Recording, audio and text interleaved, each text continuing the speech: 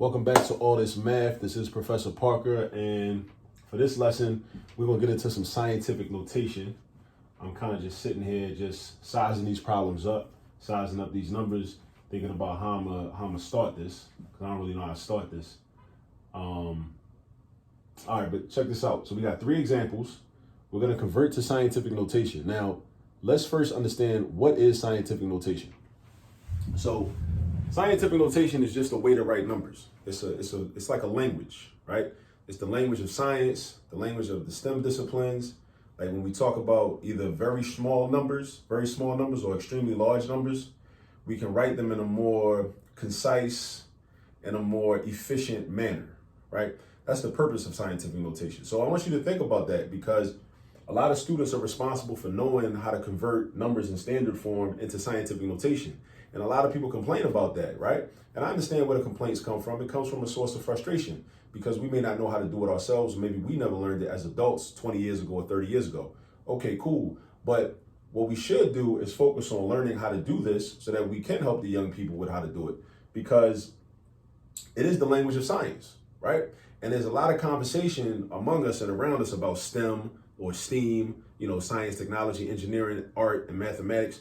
We talk that talk, and we like to talk about STEM, and we like to talk about STEAM, but the real nitty gritty and the foundation and the core of STEM and STEAM is this and many other things, many other topics, many other math topics, but it's this stuff. So we can't really be like out here talking about, well, I want my children to go into computer science and into robotics and into engineering and to do this and do that. And, because they think that's fun and they like doing that. And they go to this little after school program or this Saturday program or this summer program, you know what I mean? And they doing this and that. And it's so enjoyable. But when it come time to like sit down and convert some numbers into scientific notation and they can't do it, then it's going to be just that. It's going to be a little after school program or a Saturday program or a summer program where they just had fun.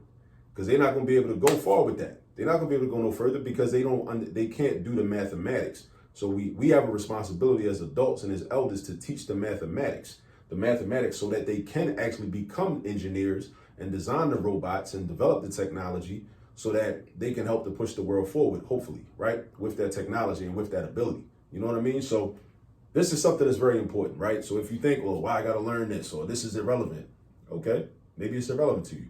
I know a lot of people that it's very relevant to, which is why a lot of people know how to do this. And a lot of people do use it, even if you may not use it. But if you just want to be able to help your child with their homework assignment, then cool. Watch me break down how to convert these next 3 numbers into scientific notation. All right, so first number, 0.973. 0.973. Now, it's a couple things you got to know about scientific notation. The first thing is that scientific notation, if a number is in scientific notation, is made up of 2 numbers. 2 numbers, right? You have what we call a factor. You have a factor, and then you have a multiplication sign, and then you have a 10 raised to a power. So you got a factor, you got a multiplication sign, and then you got a 10 raised to a power. So basically, this is what it's going to look like, right? So if we want to convert 0.973 into scientific notation, you're going to have a factor, a multiplication sign, and then you're going to have a 10. And I'm going to just put this box right here because this is where your exponent is going to go, right? Because this 10 is raised to a power. So the 2 questions you got to ask yourself every time is this. What is my factor going to be, and what is my exponent going to be? What is my factor going to be, and what is my exponent going to be? I like to break math down like that and make it real simple in terms of like, okay, what questions do I got to ask myself when I'm trying to break this problem down, when I'm trying to do this problem? What are the questions I got to ask myself? Because this is the way I do the problems. Now, this first number is a number that must be 1 or greater, but less than 10. I'm going to say that again. It must be 1 or greater, but less than 10. 1 or greater, but less than 10. This number is less than 1. This is 0.973. So the way we create a number that's 1 or greater, but less than 10, is I locate the decimal point and just slide the decimal point. You're either going to slide it to the right, sometimes you're going to slide it to the left. But you got to look at where the decimal point is and then ask yourself, okay, well, which direction do I got to slide this decimal point so that I could create a number that's 1 or greater, but less than 10? Basically between 1 and 10, right? But it can't be 10. It's got to be less than 10. It could be 1, but it could also be greater than 1, right? So I see my decimal point right here, right? This is my decimal point. If I slide it to the left, that just makes it even a smaller number. I'm trying to get over 1, either 1 or greater. So what I'm going to do, I'm going to slide my decimal point to the right 1 space. And I'm going to do this. Boom. Now that 0.973, it turned into a 9.73. Now I got 9.73. So that's going to be my factor, right? So I'm going to put 9.73 right here. 9.73. Now, because I changed 0.973 into 9.73, that number is 1 or greater, but less than 10. 9.73, just like $9.73 is less than $10, right? Same concept. Now, what is my exponent though? What's my exponent? Now, I need to know what my exponent is. The exponent depends on how many spaces you moved and which direction you moved in. How many spaces you moved and which direction you moved in. Now, the way I like to explain it is, I like to always explain it in terms of how do I get back to the original number? Or how do I get back to the original number? So now if I got a 9.73, if I wanted to get back to the original number, I would have to go back to the left. I'd have to slide to the left, right? So since I got to slide to the left is the negative direction on the number line. So that means, and I had to move 1 space I would have to move 1 space to the left. 1 space to the left. The left direction is negative. That's where the negative numbers are at on the number line. So think about what a number line looks like. Positive numbers are to the right, negative numbers are to the left, right? So if I got to slide 1 space back and it's to the left, then that's -1. So that's what my exponent is going to be. My exponent is going to be -1. So let me erase this box and put a -1. And that's the answer to number 1 right there. That's scientific notation. 9.73 times 10 to the -1 power. And if we use scientific notation, let's say we wanted to convert it back to standard, what we call standard form, right? We would just say, okay, my exponent is -1. So the negative numbers are to the left. So I would just take this decimal point and just slide into the left 1 space, giving me either 0.973 or just 0.973. That's all it would be. That's it. It ain't that difficult. It's just 2 things you got to think about when you do scientific notation problems. You got to think about what your factor is and what exponent that 10 is going to carry. Because that 10 is going to have an exponent and you need a factor in the beginning. All right. And your first number must be 1 or greater, but less than 10. Let's go on to number 2. Check number 2 out. We got 0.00054. That number is definitely way less than 1. So we know we're going to have to slide the decimal point to the right, not to the left, to the right, to create a number that is 1 or greater, but less than 10, right? So I'm going to need a factor, and then I'm going to need a 10 with an exponent.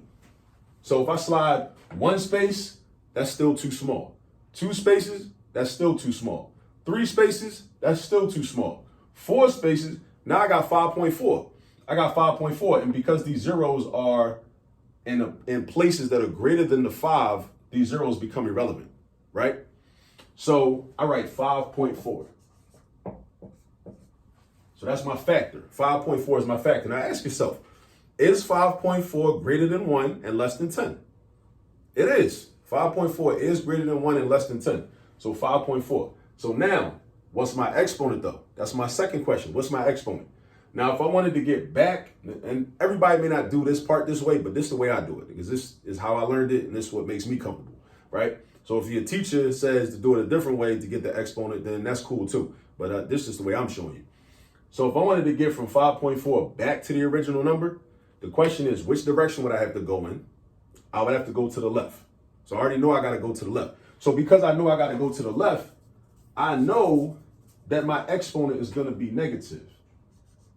I know I'm going to have a negative exponent. Why negative? Because the negative numbers are to the left on the number line.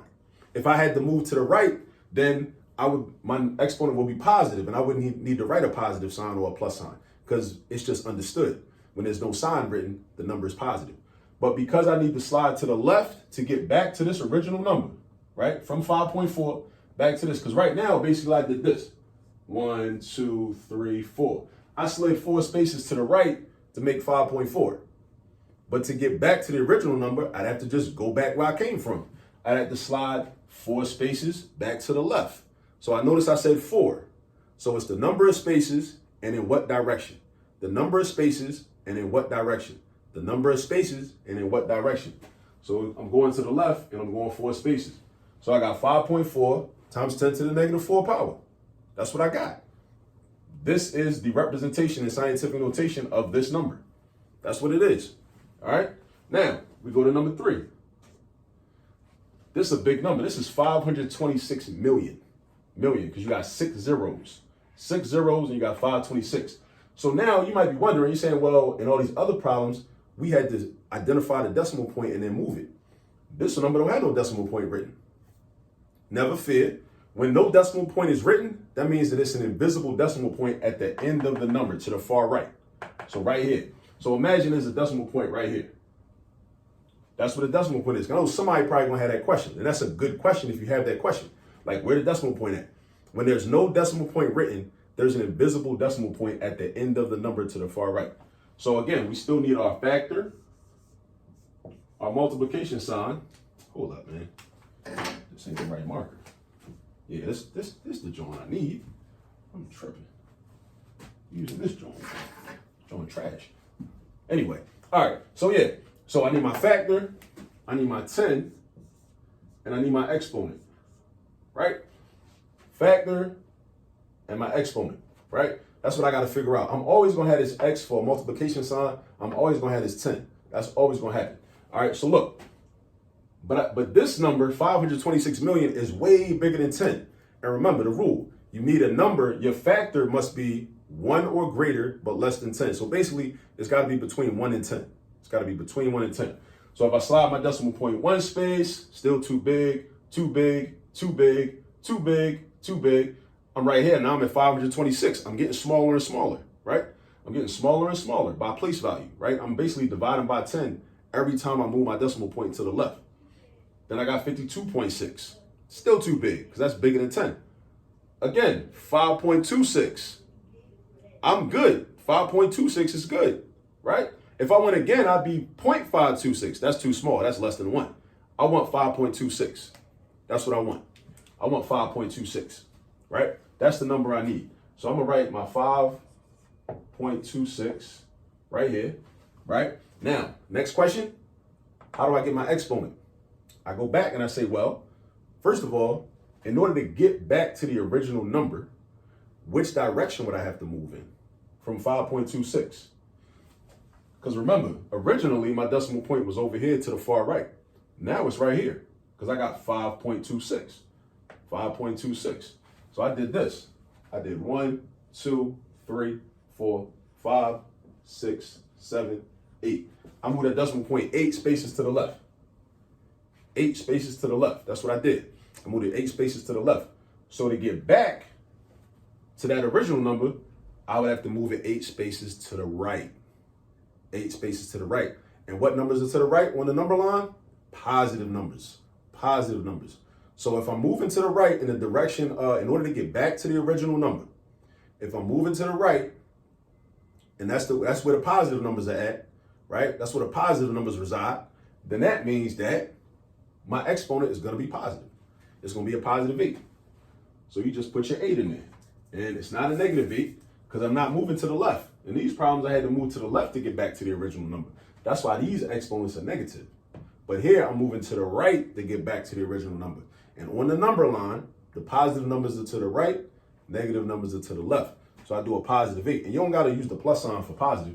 You just got to, just put the number, right? It's understood. It's understood that if a number is written with no sign next to it, then it's understood to be positive. All right? So that's scientific notation. Basically, like that's what it is, right? Every time you first look at the number and then you want to you need a factor, a multiplication sign with it, which is an X. You don't use a dot, don't use an asterisk, don't use a parentheses, even though those are other ways to represent multiplication. You need a 10 and you need an exponent. Now, every problem is going to have a multiplication sign and a 10. You need to figure out what your factor is and what your exponent is. What your factor is and what your exponent is. What your factor is and what your exponent is. The factor is just what you get when you slide the decimal point, move them around until you get a number that's between 1 and 10. That's going to be your factor. And you just look for your decimal point and just move it. Just slide it 1 space at a time until you get a number that's 1 or greater, but less than 10. Your exponent is based upon, if I'm trying to get back to my original number after I create this factor, which direction would I have to move in, right? and how many spaces. Which direction and how many spaces. So in terms of the direction, if I got to move to the left to get back to the original number, then my exponent is negative. If I got to move to the right to get back to the original number, then my exponent is positive. So those are the things you got to remember. Those are just things you got to remember. Just a little bit about, scientific notation. Make sure you subscribe to the YouTube channel. Make sure you turn the post notifications on so you be, alerted when we put out new content, because we're always putting out new content, right? Also, follow us on Instagram and on Twitter at All This Math. It's the same thing. And you got to go get some practice, right? It's not enough to just watch me break down and bust down these 3 problems. That's not enough. You got to go get some practice. You got to ask your teacher or ask your professor or just go online and do an online search for worksheets on scientific notation. Go get some practice. That's how you really learn. I showed you how to do it. This is a guide. That's all it is. It's just a guide. In order for you to really learn this, in order for you to really learn math, you got to really get down and do some practice. Do 10 problems, 20 problems, 30, 40, whatever, until you feel like you mastered it and you develop mathematical muscle memory, right? Mathematical muscle memory. And then you can when you feel confident, you just know how to do it, and you can even show somebody else. You know what I mean? So go get some practice, and I'll catch up with you on the next video. Peace.